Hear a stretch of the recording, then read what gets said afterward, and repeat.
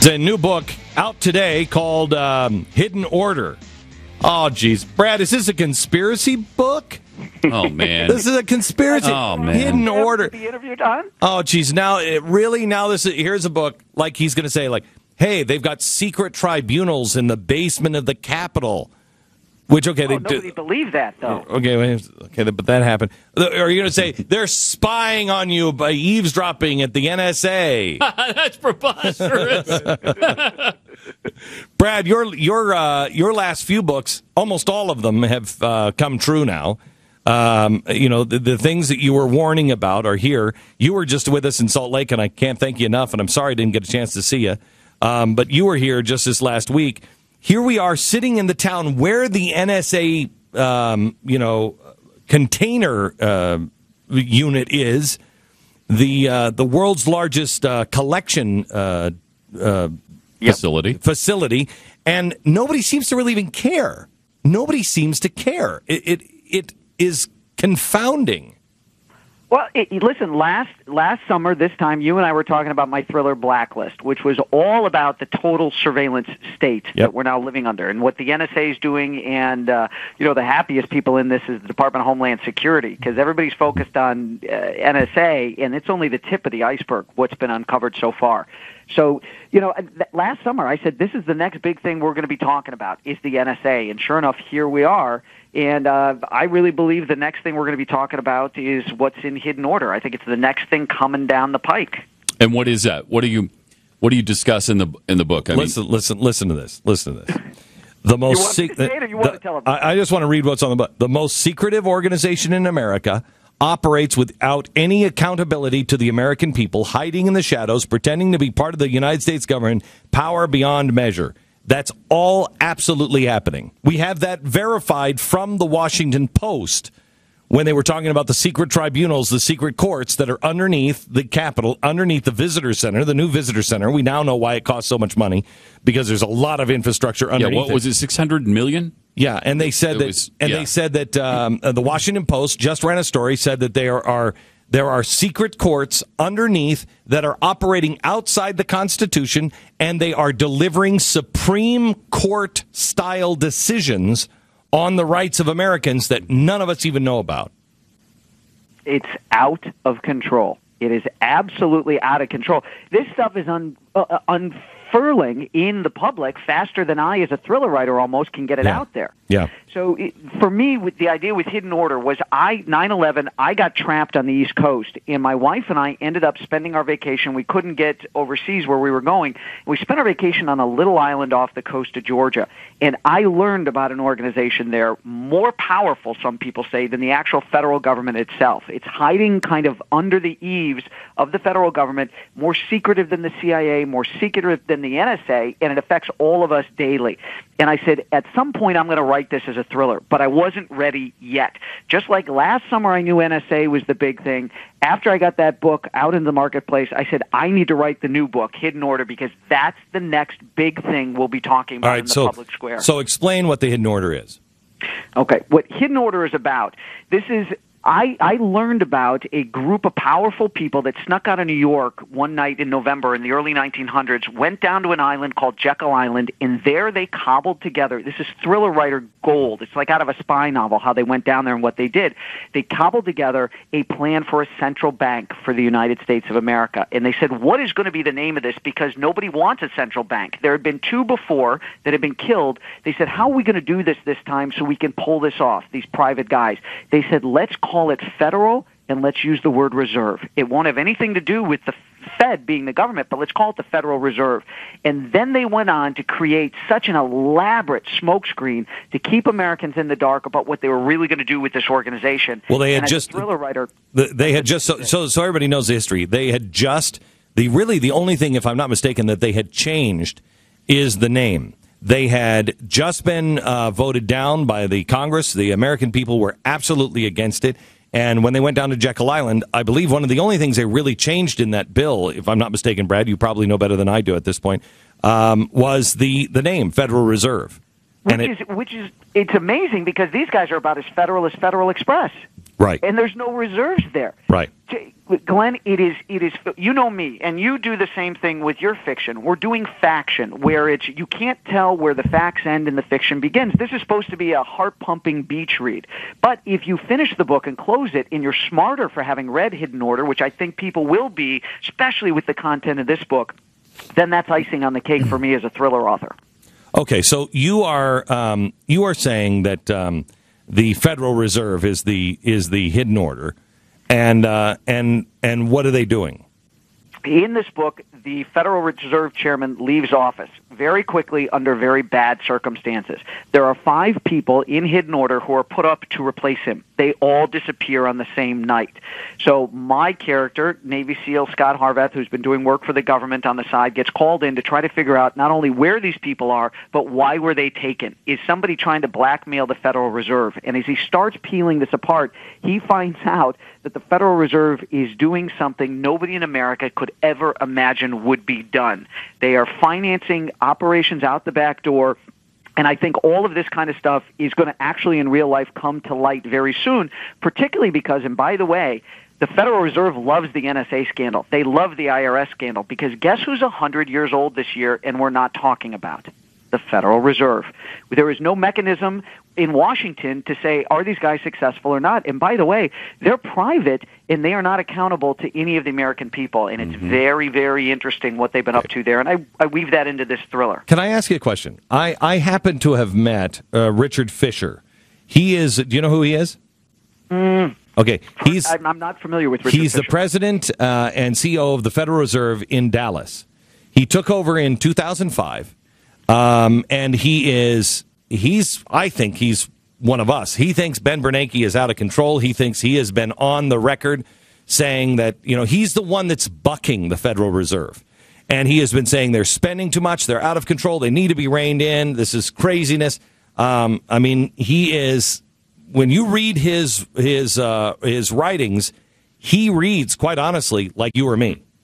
And he's in the Federal Reserve System. So how do you and who's the other one? The system is a con itself, Glenn. The only reason they don't care about those banks, the Federal Reserve banks that have been set into the regions across the country, they were just there to implement Fed policy and to make people feel they have local connection to the Federal Reserve. I talk about that in Hidden Order as well, that those things are just part of the window dressing. If I was that guy, I'd be starting my car with a stick, and I wouldn't drive it down any steep hills either. That kind of boat rocking is not going to last for long there. I'd be very frightened to be that man. Wow. Well, he's been there since 2005, and he's spoken out for a long, long time. He's spoken out for a long time. And I think he's a good guy. I've talked to him. I think he's a good guy. I don't doubt he is. Herman Cain, there have been good people that have gone through there, but understand that those offices exist, particularly to make people feel more comfortable. Listen, when the American people did not want the Federal Reserve. As a matter of fact, the previous 2 central banks had been killed because people hated them. The dollar is worth 96% less than when the Federal Reserve was created, the current one, 100 years ago. Yeah, here's the thing that everybody needs to understand. My wife saw a gold coin, a new U.S. gold coin. They used to be $20 pieces. Now they're $50. And so if you buy a new gold coin, it says $50. And she said, "What does this cost? What does this say $50?" And I said, "I think because of confiscation, they could say we're going to give you face value. That's a gold coin, face value $50." But it's the best way to understand inflation. Gold is the standard. And if you look at a $20 gold coin from 1920, that coin is worth about $1,500.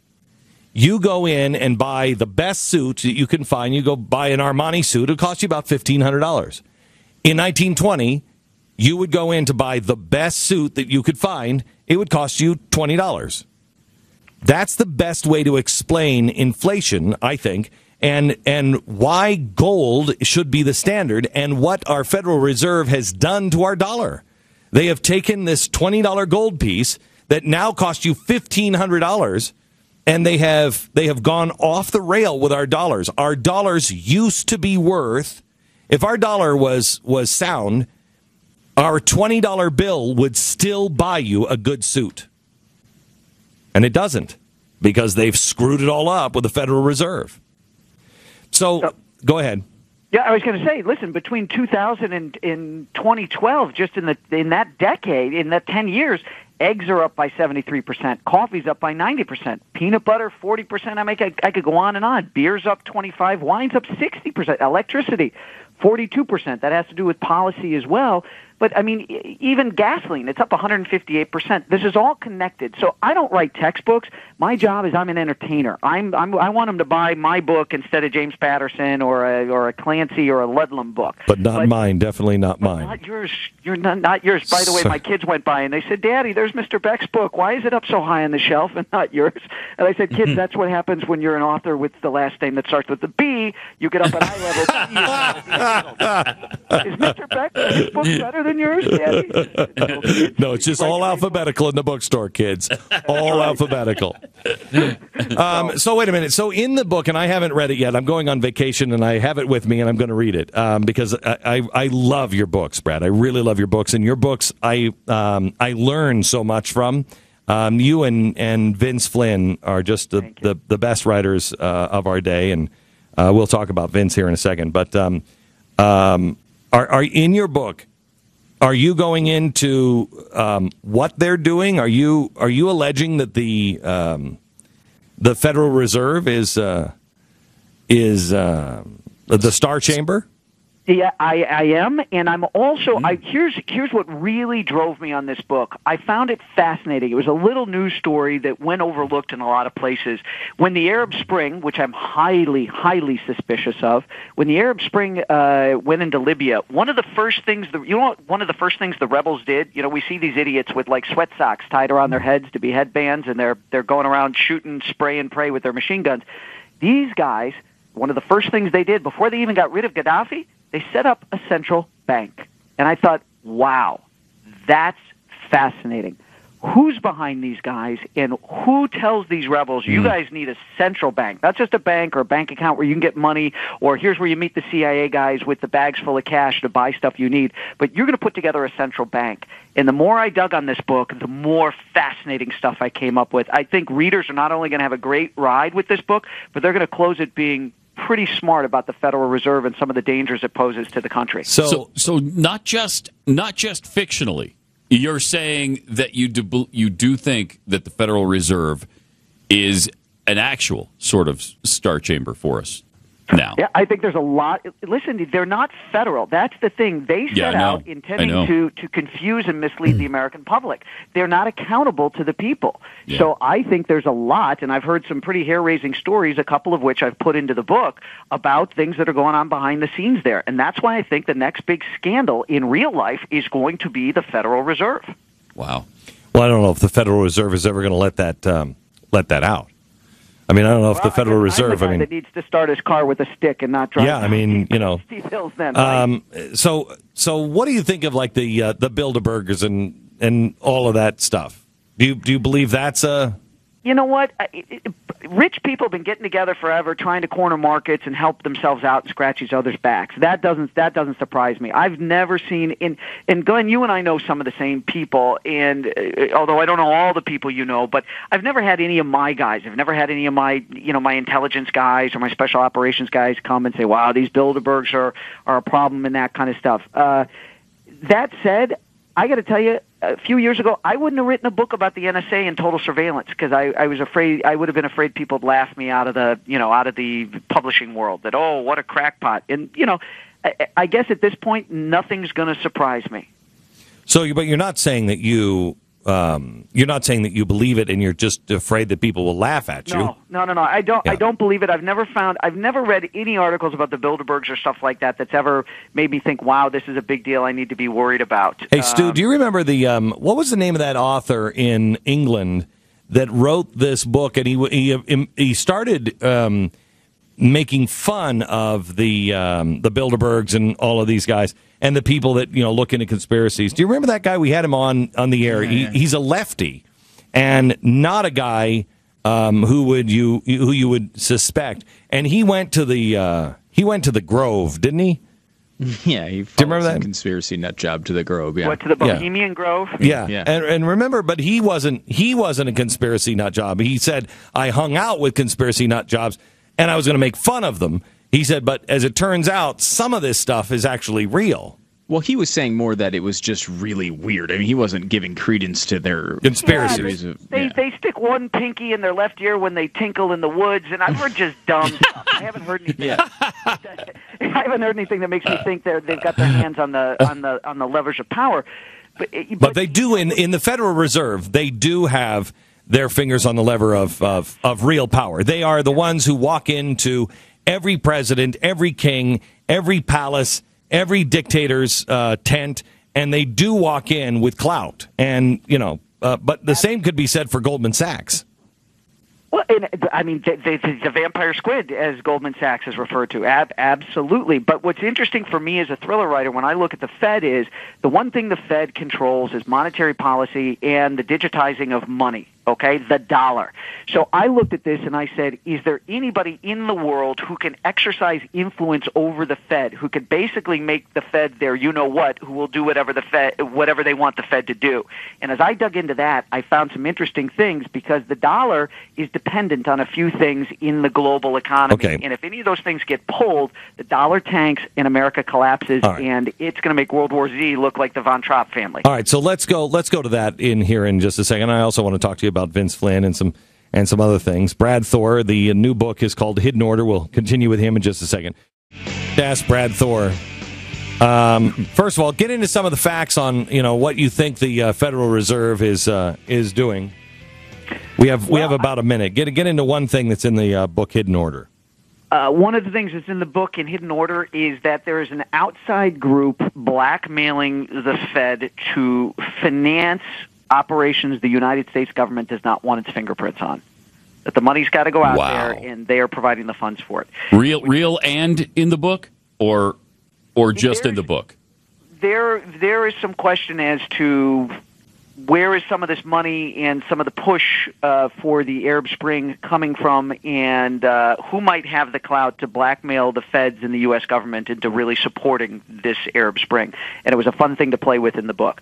So I put it in there, and I'll let people make up their own mind. I mean, that's something that that's one of the things that I worry about with the NSA, a secret organization with all kinds of information. And, you get information not just on our Supreme Court or our president, but you also have all business titans and everybody else. You want the Federal Reserve to do something. All you have to do is just monitor all of their accounts and tie them together with something and tell them exactly what they're going to do.